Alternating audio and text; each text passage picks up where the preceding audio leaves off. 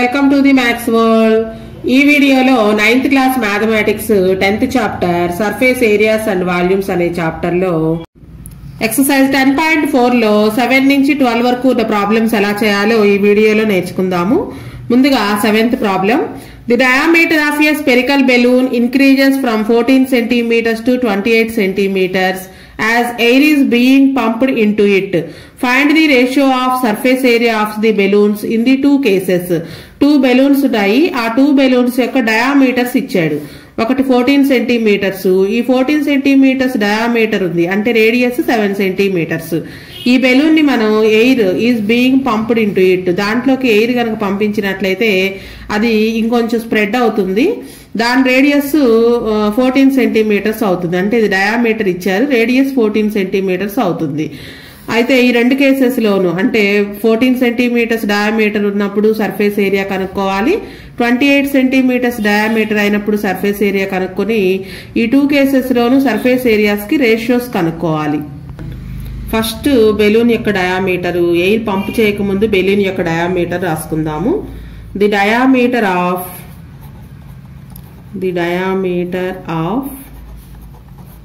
The balloon is equal to 14 centimetres. అయితే మనకి radius తో ఉన్నాయి ఫార్ములాస్ అనేవి. So radius is equal to diameter లో half d/2, 14/2, 2 1s 2 7s, 7 centimetres. దీనికి సర్ఫేస్ ఏరియా కనుక్కుందాం. Surface area is equal to spherical shape లో వస్తుంది కదా బెలూన్ అనేది. సో సర్ఫేస్ ఏరియా అన్న, టోటల్ సర్ఫేస్ ఏరియా అన్న, లేటరల్ సర్ఫేస్ ఏరియా అన్న రెండింటికి మీనింగ్ ఒకటే, 4πr² ఫార్ములా. 4 ఇంటూ పైన అలానే ఉంచేద్దాము, ఇంటూ r² అంటే 7 ఇంటూ 7, 4 ఇంటూ π ఇంటూ 7 ఇంటూ 7. ఇది ఎయిర్ పంప్ చేయక ముందు బాల్ యొక్క డయామీటర్. నెక్స్ట్ ఈ బాల్ లోకి ఎయిర్ పంప్ చేసిన తర్వాత when air is being pumped into it, diameter అనేది 14 సెంటీమీటర్స్ నుంచి 28 సెంటీమీటర్స్ కి ఇంక్రీజ్ అయింది. So when air is pumped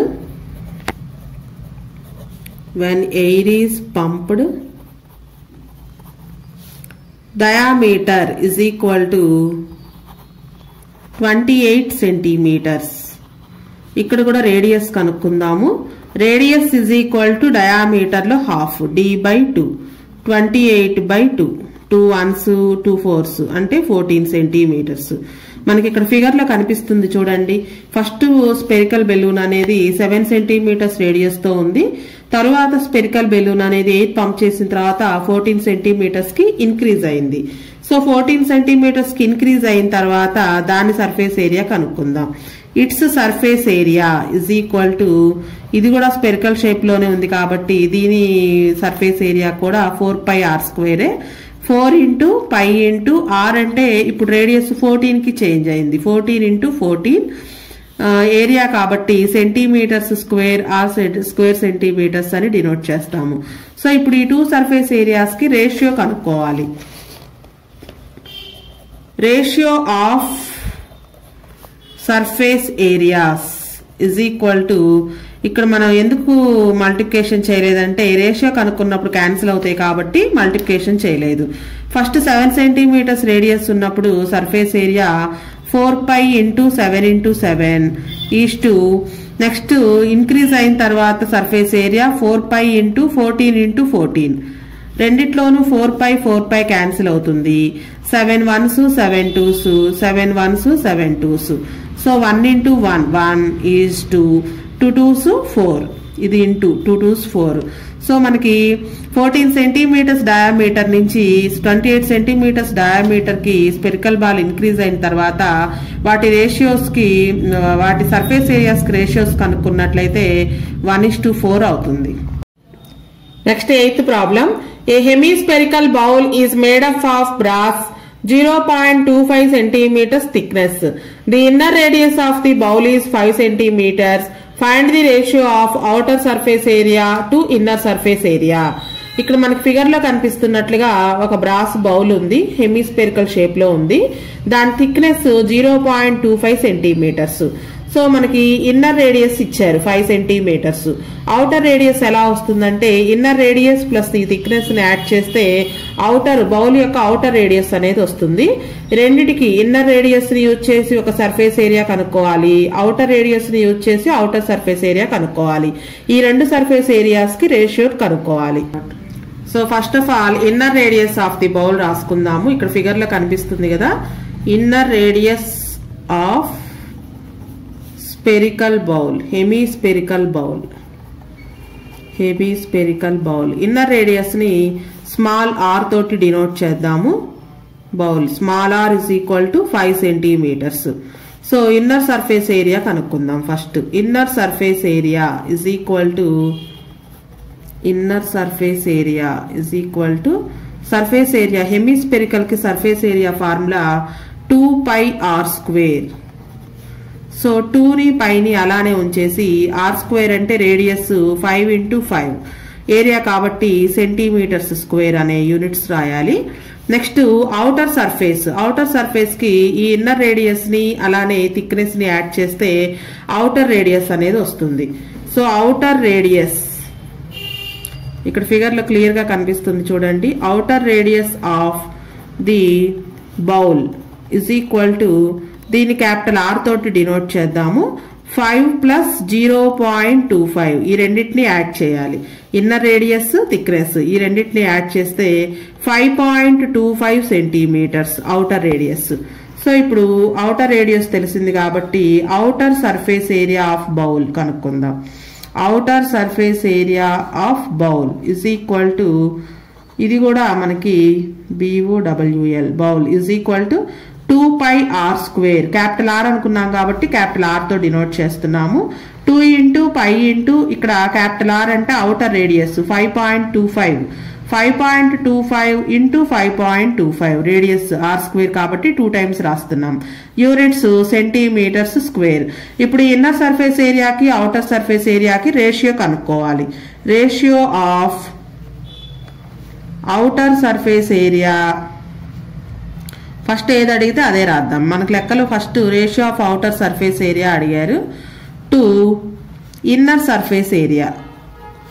so ఇక్కడ ఇలా రేషియోస్ అడిగినప్పుడు ఫస్ట్ ఏది అడిగారో కూడా జాగ్రత్తగా చూసుకోవాలి. ఫస్ట్ ఇన్నర్ అడిగారా అవుటర్ అడిగారా అనేది చూసుకోవాలి.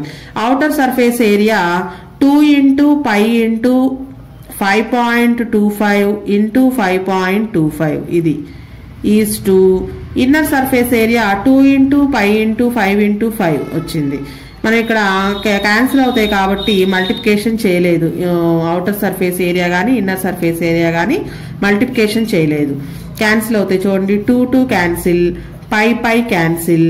ఇక మిగిలినవి చూసుకున్నట్లయితే 5 టేబుల్లో క్యాన్సిల్ అవుతాయి. ఇక్కడ 5 1s పాయింట్, నెక్స్ట్ 5 5s 25. ఒకేసారి 2 నెంబర్స్ దించుకోలేము కాబట్టి 0 పెట్టుకుంటే 5 5s 25, 5 1s. నెక్స్ట్ మరలా ఇది కూడా అంతే, 5 1s 0 5, నెక్స్ట్ ఇది 5 1s. ఈ రెండింటిని మల్టిప్లికేషన్ చేస్తే 1.05 × 1.05. సో ఇది పాయింట్ లేదు అనుకుని మల్టిప్లికేషన్ చేస్తే 105 × 105. 5తో ఎండ్ అయ్యేవి అంటే 1s ప్లేస్ లో 5 ఉండే వాటిని స్క్వేర్ చేసేటప్పుడు 5 5s 25, 10 ఇది 10 అవుతుంది. దీనికి ఒకటి యాడ్ చేసుకోవాలి 11 10s 110. సో పాయింట్ తర్వాత ఇక్కడ 2 నెంబర్స్ ఇక్కడ 2 నెంబర్స్ ఉన్నాయి కాబట్టి మనకు వచ్చిన ఆన్సర్ లో 4 నెంబర్స్ ముందు పాయింట్ పెట్టుకుంటాం. Is to 1 1s 1. ఇది ఈ ratio inner surface outer surface ఏరియాకి ఇన్నర్ సర్ఫేస్ ఏరియాకి. దీన్ని ఇలానే వదిలేయచ్చు, లేదా పాయింట్స్ వద్దు అనుకుంటే గనక ఇక్కడ రెండు వైపులా కూడా పాయింట్ తర్వాత ఇక్కడ 4 డిజిట్స్ ఉన్నాయి కాబట్టి 4 డెసిమల్ ప్లేసెస్ ఉన్నాయి కాబట్టి ఈ పాయింట్ పోవడం కోసం రెండు వైపులా మనం 10,000 తోటి మల్టిప్లికేషన్ చేద్దాం. ఇంటూ 10,000 అంటే 4 zeros ఈజ్ టు మల్టిప్లికేషన్ చేసేటప్పుడు రెండింటిని మల్టిప్లికేషన్ చేయాలి. సో ఇక్కడ 10,000 తో మల్టిప్లికేషన్ చేయడం వల్ల ఈ పాయింట్ అనేది రైట్ కి జరుగుతుంది. 4 zeros ఉన్నాయి కాబట్టి 4 నెంబర్స్ రైట్ కి జరిగి 11,025 అవుతుంది. ఈజ్ టు ఇక్కడ 10,000 అవుతుంది. ఒక 0 ఎక్కువ పెట్టేశాను, 10,000 అవుతుంది. ఇప్పుడు ఈ రెండింటిని 25 టేబుల్లో క్యాన్సిల్ చేయొచ్చు. 25 4s are 100, 10 మిగులుతుంది. మరలా 2 దించుకుంటే 102, 25 4s are 100, 2 మిగులుతుంది. 5 దించుకుంటే 25 1s 25, 25 4s 100, 2 zeros కి 2 zeros. So 441 is to 400. ఇది టెక్స్ట్ బుక్ ఆన్సర్. సో ఇంతవరకు చేయకుండా ఇక్కడ వరకు చేసినా గానీ మార్క్స్ అనేవి ఇస్తారు. 1.1025:1 అనేసినా లేదా దాన్ని డెసిమల్ ప్లేసెస్ ని కన్వర్ట్ చేసి ఇలా చేసినా గానీ రెండింటికి మార్క్స్ ఇస్తారు. Next 9th problem. The diameter of A lead ball is 2.1 centimeter. The density of the lead used is 11.34 gram per centimeter cube. What is the weight of the ball? Ball యొక్క weight కనుక్కోవాలి. So weight కి formula volume into density. కాబట్టి ముందు ఈ lead ball కి volume కనుక్కొని దాన్ని డెన్సిటీతో మల్టిప్లికేషన్ చేస్తే బాల్ యొక్క వెయిట్ తెలుస్తుంది. ఫస్ట్ ఆఫ్ ఆల్ డయామీటర్ ఇచ్చారు, డయామీటర్ రాసుకుందాము. Diameter of ball is equal to D is equal to 2.1 centimeters. అయితే మనకి రేడియస్ కావాలి. Radius is equal to D by 2, diameter లో హాఫ్, 2.1/2. ఈ డివిజన్స్ చేసేటప్పుడు జాగ్రత్తగా క్యాలిక్యులేషన్ చేసుకోవాలి. 2 1s 2 పాయింట్, మరలా 1 దించుకుంటే పోదు కాబట్టి 0 పెట్టుకుంటాము. సో 0.0, నెక్స్ట్ 0 పెట్టుకుంటే 10 అవుతుంది. 2 5s 10, 1.05. ఇలా మీకు మైండ్ లో క్యాలిక్యులేషన్ చేసుకోవడం రాకపోతే ఇక్కడ డివిజన్ చేసుకోవచ్చు. 2 1s 2 0 వస్తుంది. ఈ పాయింట్ ని కోషెంట్ లోకి షిఫ్ట్ చేసి 1 దించుకుంటే పోదు కాబట్టి 0 పెట్టుకుని ఇక్కడ కూడా 0 పెట్టుకోవచ్చు. 2 5s 10, ఇది 1.05 సెంటీమీటర్స్. ఈ రేడియస్ అనేది రాంగ్ వేసుకుంటే లెక్క మొత్తం రాంగ్ అయిపోతుంది. సో ఇప్పుడు మనం వాల్యూమ్ కనుక్కోవాలి.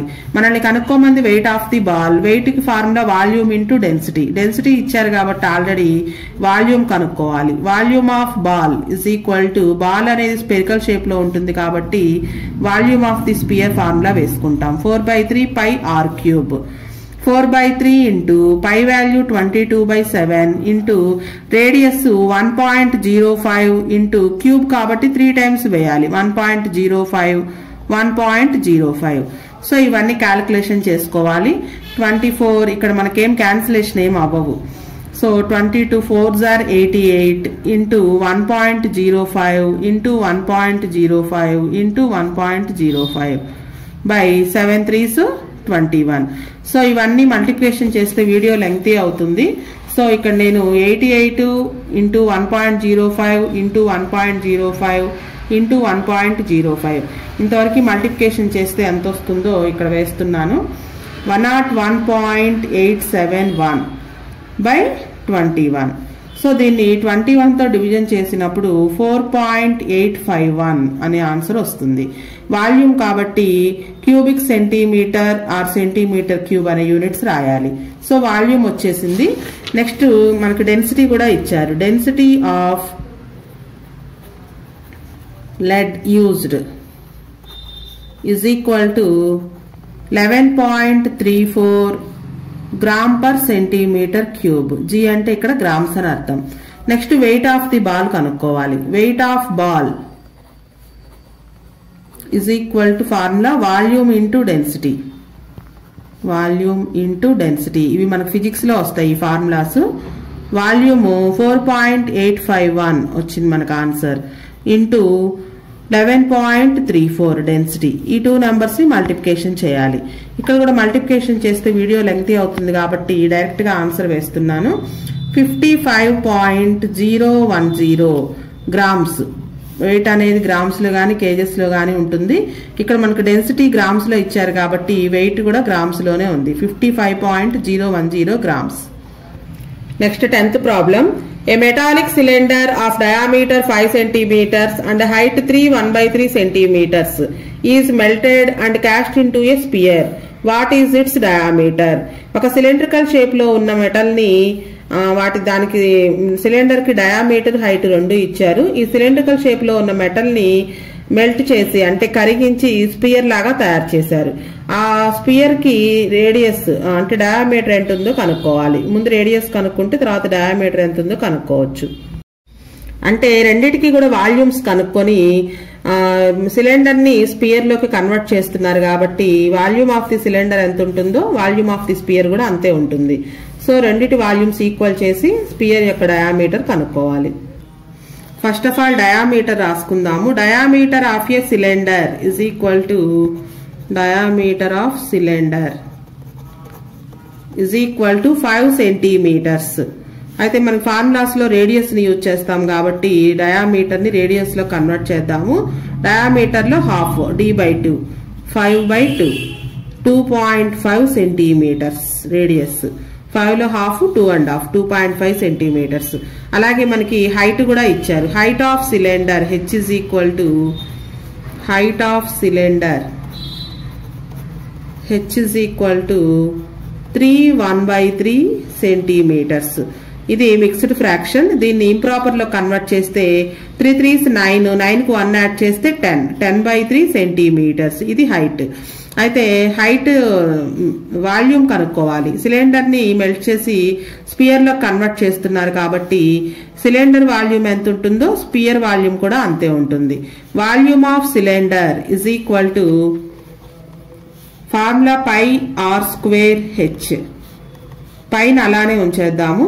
r² అంటే 2.5 ఇంటూ 2.5 ఇంటూ హైట్ 10/3 వాల్యూమ్ కాబట్టి సెంటీమీటర్ క్యూబ్ అనే యూనిట్స్ రాయాలి.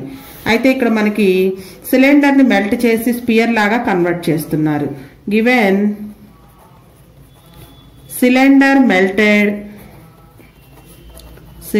Melted to form sphere. Cylinder ని మెల్ట్ చేసి స్పియర్ లాగా కన్వర్ట్ చేస్తున్నారు కాబట్టి volume of sphere volume of cylinder రెండు కూడా ఈక్వల్ గా ఉంటాయి. Volume of sphere is equal to volume of cylinder. Volume of cylinder. So volume of sphere formula 4/3 πr³ is equal to volume of cylinder ఇప్పుడే కనుక్కున్నాం మనం. π into 2.5 into 2.5 into 10/3.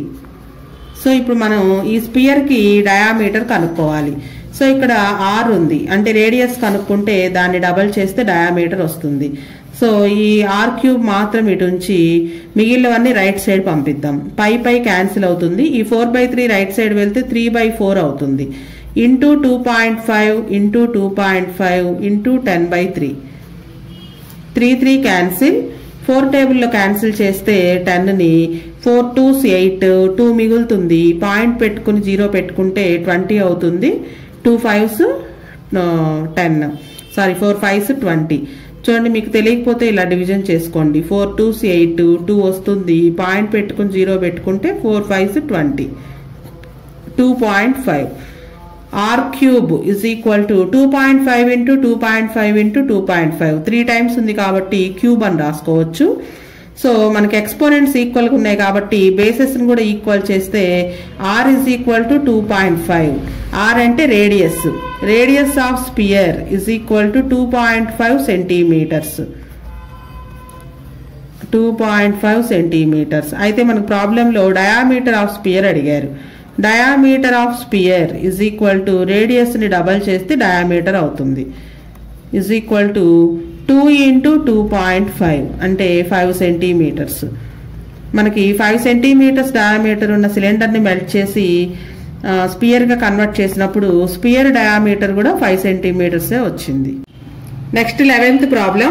How many liters of milk can a hemispherical bowl of diameter 10.5 centimeters hold? ఒక hemispherical shape లో ఉన్న bowl యొక్క diameter ఇచ్చారు. ఆ bowl లో ఎన్ని లీటర్స్ ఆఫ్ మిల్క్ పడుతుందో కనుక్కోవాలి. అంటే వాల్యూమ్ కనుక్కోవాలి. ఫస్ట్ ఆఫ్ ఆల్ డయామీటర్ రాసుకుందాము. Diameter of a spherical bowl. Diameter of spherical bowl is equal to D is equal to 10.5 centimeters. అయితే మనకి వాల్యూమ్ కనుక్కోవాలి అంటే రేడియస్ కావాలి. Radius is equal to diameter లో హాఫ్ d/2 10.5/2. ఈ 10.5 ని హాఫ్ చేసేటప్పుడు జాగ్రత్తగా చేసుకోండి. ఒకవేళ రాకపోతే డివిజన్ చేసుకోండి. 2 5s 10 0 వస్తుంది. పాయింట్ని కోషెంట్లోకి షిఫ్ట్ చేసి 5 దించుకుంటే 2 2s 4 1 వస్తుంది. పాయింట్ పెట్టుకున్నాం కాబట్టి 0 పెట్టుకోవచ్చు. 2 5s 10 5.25. ఈ రేడియస్ వేయడంలో మనకి మిస్టేక్ గనక జరిగితే లెక్క మొత్తం తప్పుపోతుంది. సో రేడియస్ వేసేటప్పుడు జాగ్రత్తగా చేయండి. నెక్స్ట్ వాల్యూమ్ ఆఫ్ ది ఎంత మిల్క్ పడుతుంది అంటే వాల్యూమ్ ఆఫ్ బౌల్ కనుక్కోవాలి. Volume of bowl is equal to మనకి హెమిస్పెరికల్ షేప్ లో ఉంది కాబట్టి 2/3 πr³ ఫార్ములా. 2/3 ఇంటూ పై అంటే 22/7 ఇంటూ r³ రేడియస్ 5.25 క్యూబ్ ఉంది కాబట్టి 3 టైమ్స్ రాయాలి. 5.25 ఇంటూ 5.25. సో ఇక్కడ మనకి ఇవన్నీ మల్టిప్లికేషన్ చేయడం లేట్ అయిపోతుంది. 22 2s 44 ఇంటూ 5.25 ఇంటూ 5.25 ఇంటూ 5.25. వీటన్నిటిని మల్టిప్లికేషన్ చేసి వచ్చిన ఆన్సర్ని 21తో డివిజన్ చేయాలి. So 44 into 5.25 into 5.25 into 5.25 multiplication చేస్తే 6366.9375 అనే ఆన్సర్ వస్తుంది. సో వీడియో లెంగ్తీ అవుతుందని నేను డైరెక్ట్గా ఆన్సర్ వేస్తున్నాను. ఈ నెంబర్ని 21తో డివైడ్ చేయాలి. సో 21తో డివైడ్ చేస్తే 303.1875 వాల్యూమ్ కాబట్టి సెంటీమీటర్ క్యూబ్ అనే యూనిట్స్ రాయాలి. సో ఇది మనకి వాల్యూము. అయితే మనకి ఎన్ని లీటర్లు పడతాయి మిల్క్ అంటే లీటర్స్లో అడిగారు. ఈ కన్వర్షన్ అనేది వచ్చి ఉండాలి. 1000 సెంటీమీటర్ క్యూబ్ అనేది 1 లీటర్కి ఈక్వల్ 1 లీటర్.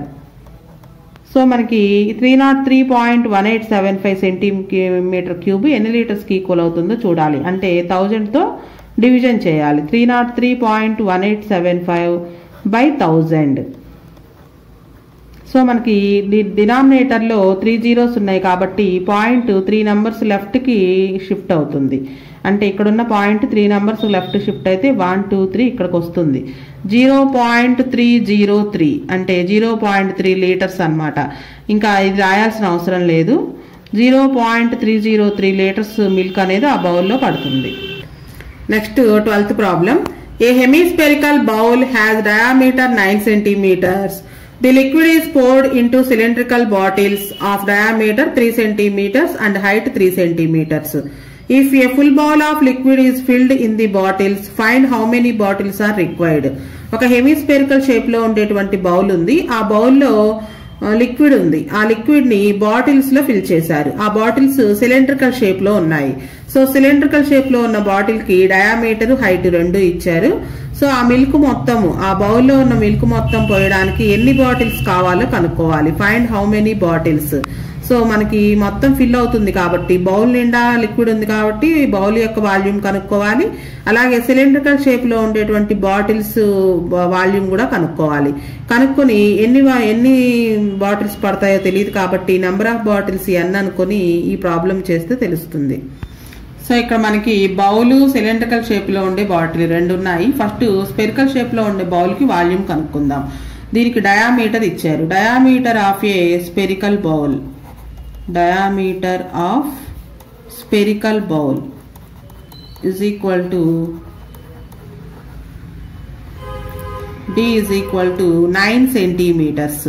అయితే మనకి రేడియస్ కావాలి. Radius is equal to diameter లో half D by 2 9/2 9 లో half 4.5 4.5 centimeters. సో బౌల్లో ఎంత లిక్విడ్ ఉందో తెలుసుకోవాలి అంటే వాల్యూమ్ ఆఫ్ ది బౌల్ కనుక్కోవాలి. Volume of bowl is equal to hemispherical shape లో ఉంది. So hemispherical bowl volume formula 2/3 πr³. 2/3 into pi వాల్యూని పైగానే రాద్దాము. r³ అంటే రేడియస్ ని 3 టైమ్స్ వేసి మల్టిప్లికేషన్ చేయాలి. 4.5 ఇంటూ 4.5 ఇంటూ 4.5. సో వాల్యూమ్ కి యూనిట్స్ సెంటీమీటర్ క్యూబ్. ఇది బౌల్ యొక్క వాల్యూమ్. వీటిని సిలిండ్రికల్ షేప్ లో ఉండేటువంటి బాటిల్స్ లో నింపారు కాబట్టి బాటిల్స్ యొక్క డయామీటర్ హైట్ కూడా ఇచ్చారు. అవి కూడా రాసుకుందాం. Diameter of a cylindrical bottle, diameter of cylindrical bottle is equal to 3 centimeters. So మనకి రేడియస్ కావాలి. Radius is equal to diameter లో హాఫ్ అంటే 3/2 3లో హాఫ్ 1.5 1.5 సెంటీమీటర్స్. అలాగే హైట్ ఆఫ్ బాటిల్ కూడా ఇచ్చారు. Height h is equal to 3 centimetres. Bottle కూడా వాల్యూమ్ కనుక్కుందాం. Volume of bottle is equal to spherical షేప్లో ఉంది, సిలిండ్రికల్ షేప్లో ఉంది కాబట్టి సిలిండర్ వాల్యూమ్ ఫార్ములా వేసుకుంటాం. Volume of bottle V is equal to pi r square h.